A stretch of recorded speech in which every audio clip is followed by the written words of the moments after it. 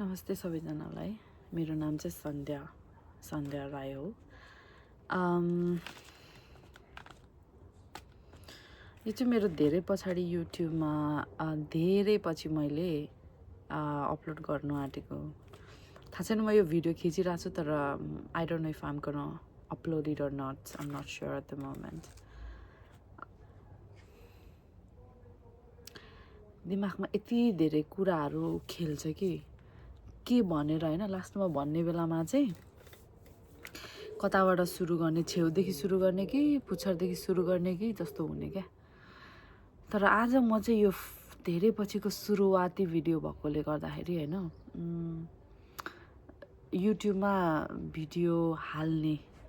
यही टपिकमा कुरा गर्छु, अथवा सोसियल मिडियाहरूको कुरा होइन। सोसियल मिडियाको एक्सपोजर, त्यसको हुन्छ नि अब इम्प्याक्ट्सहरू कस्तो हुन्छ लाइफमा, यस्तै खालको कुरा गर्छु क्या। म पहिलेदेखि एकदमै आर्टिस्टिक खालको मान्छे भन्छु म। मलाई चाहिँ आर्टसँग रिलेटेड कुराहरू एकदमै मनपर्ने होइन। जस्तै गीत गाउने, नाच्ने, कविताहरू पढ्ने, लेख्ने, पुस्तकहरू होइन, अब ड्रइङहरू गर्ने, यस्तै कुराहरू क्या एकदमै इन्ट्रेस्ट हुने। त्यसमाथि अब यो कन्टेन्ट क्रिएसन, भिडियो मेकिङहरू पनि एउटा त्यही वेमा पर्छ नि त, त्यही क्याटेगोरीमा पर्छ। मान्छे हामी, अब अरूको कुरा नगरौँ, म मेरै कुरा गर्छु। धेरै के गर्छु भनेर एकदम धेरै हुन्छ नि मन लागेको हुन्छ कुराहरू। मेरो लागि भनेको चाहिँ यो भिडियो मेकिङ त्यो वान अफ देम हो क्या, जुन त्यो म एकदम भित्रबाट गर्न चाहन्छु र मैले कतिचोटि स्टार्ट पनि गर्छु, तर कहिले पनि त्यो कन्सिस्टेन्सी मेन्टेन गर्न सक्दिनँ क्या। हरेक कुरा म कोसिस गर्छु, ट्राई गर्छु, तर म कहिले पनि त्यसलाई चाहिँ निरन्तरता दिनै सक्दिनँ क्या। अनि मलाई एकदम त्यसले चाहिँ गिल्टी फिल हुन्छ, लास्टमा मलाई रिजेन्टमेन्ट हुन्छ, लाइक मलाई नराम्रो लाग्छ आफैप्रति।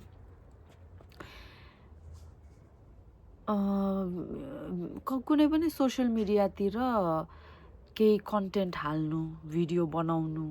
आफ्नो कुराहरू राख्नु, अथवा एनी फर्ममा आफूलाई एक्सपोज गर्नु भनेको चाहिँ कस्तो हो भन्ने लाग्छ भने, आफूलाई चाहिँ पब्लिक बनाएर अब सबै पब्लिकहरूको, सबै मान्छेहरूको ओपिनियनको लागि चाहिँ ओपन अप भएको जस्तै हुन्छ नि त खास गरिमा होइन। अनि त्यो एउटा कस्तो हुन्छ भने हेजिटेसन जस्तो हुने क्या मलाई चाहिँ। अब एउटा कुनै, त्यही भएर धेरै मान्छे हामीहरूले के गर्छौँ भन्दाखेरि एकदमै फिल्टर्ड हुन्छ नि, एकदमै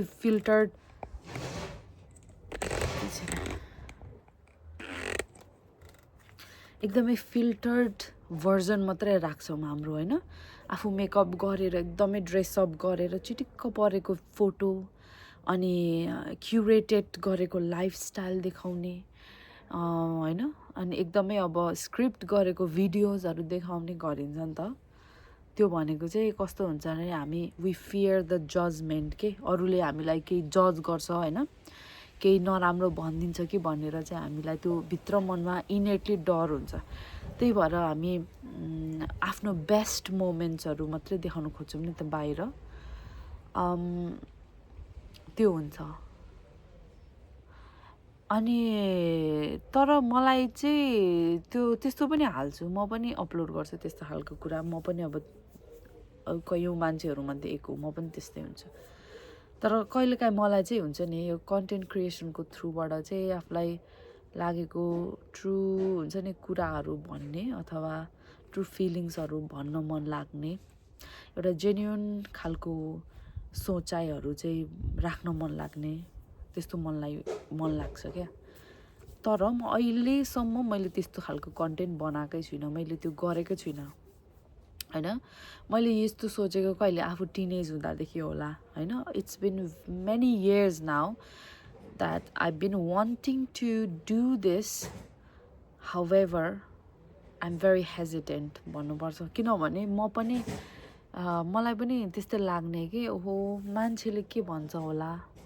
होइन, आफूलाई एकदम एक्सपोज्ड फिल हुने क्या त्यो आफ्नो कुराहरू अगाडि राख्छु भन्ने बित्तिकै। अनि हुन्छ नि जजमेन्टको डर लाग्ने जस्तै अहिले पनि हेर्न सक्नुहुन्छ होइन मेरो my background is not perfect it's just as it is जस्तो छ मेरो लाइफको नर्मल त्यस्तै छ होइन अब जब मान्छेहरूको त्यो क्युरेटेड भिडियोजहरू देख्छ नि अब एकदमै पर्फेक्ट लाइटिङ पर्फेक्ट साउन्ड होइन पर्फेक्ट मेकअप पर्फेक्ट स्क्रिप्ट हरेक कुरा पर्फेक्ट हरेक कुरा राम्रो त्यसो गर्दाखेरि चाहिँ अब पर्फेक्सनिस्टतिर जाँदाखेरि पर्फेक्ट हुनुपर्छ भन्दाखेरि चाहिँ कहिले पनि सुरु नै गरिँदैन पनि रहेछ होइन अनि अर्को कुरा चाहिँ अब यस्तो लाग्ने क्या अब कोही मान्छेहरू हुन्छ नि सोसियल मिडियामा उनीहरूको प्रोफाइल पनि प्राइभेट हुन्छ फर्स्ट थिङ त अनि प्राइभेट नभए पनि अथवा हामी फ्रेन्ड्स भएर उसको प्रोफाइल हेर्न मिल्ने भए पनि एक्चुअलीमा त्यहाँ केही पनि पोस्ट हुँदैन क्या बेलामा केही स्टोरिजहरू पोस्ट होला 24 आवर्समा डिसपियर हुने खालको सो हामीले भन्नै सक्दैन क्या त्यो मान्छेको Facebook Instagram TikTok whatever कुनै पनि सोसियल मिडिया हेरेर चाहिँ यो मान्छे कस्तो खालको लाइफ जिरहेछ अथवा यो मान्छे ले कस्तो के सोच्छ होइन त्यो के पनि हामी भन्नै सक्दैनौँ वी कान्ट टेल नथिङ उसको बारेमा क्या अनि त्यो मान्छेले चुज गरेको हो नि त त्यो अनि मलाई एक किसिमले त्यो पनि एकदमै पावरफुल लाग्छ भनौँ न होइन कज लाइक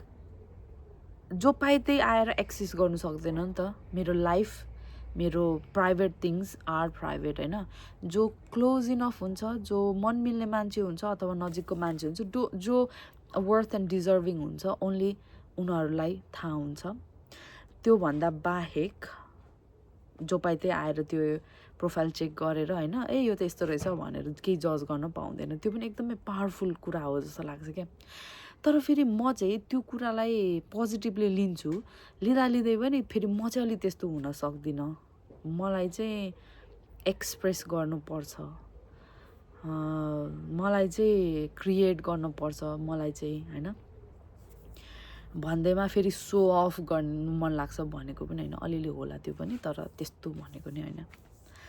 अनि यो युट्युब भिडियो हाल्ने बनाउने भन्दा अब के बनाउने भन्ने हुन्छ क्या अब धेरैवटा क्लिपहरू जोडेर एकदम सिनेम्याटिक खालको राम्रो खालको बनाउँदाखेरि चाहिँ अब टाइम धेरै लाग्छ होइन एफोर्ट धेरै लाग्छ अनि मैले चाहिँ सोचेँ क्या अब कस्तो खालको सिरिज बनाउनु मन लाग्यो भने मलाई चाहिँ अब थाहा छैन कतिको कन्सिस्टेन्ट हुन्छ होइन तर आफ्नो थट्सहरू के यस्तो भन्दाखेरि बोरिङ होस् क्या त्यो एकदम क्लिक साउन्ड्सहरू अथवा त्यो एकदमै हुन्छ नि एकदमै हाई स्टिमुलेसन गर्ने मान्छेलाई त्यस्तो भन्दा पनि जेन्युन खालको टक के जस्ट लाइक नर्मल मेरो मनमा के आउँछ कुराहरू होइन त्यस्तो खालको नसुन्ने मान्छेले नसुनोस् मलाई केही मतलब लाग्दैन यो भनेको चाहिँ मेरो लागि एउटा डिजिटल डायरी जस्तो पनि हुन्छ रिमाइन्डर भनेर सोच्छु होइन पछि म अहिले यो उमेरमा छु होइन I mean my late 20s अनि पछि गएर मेरो 30s 40sमा अथवा 50sमा पछि फर्केर म हेर्छु नि जब त्यतिखेर मैले अहिले भनेको कुराहरू सोच्ने कुराहरू होइन मलाई त्यस्तो लागेको कुराहरूमा चाहिँ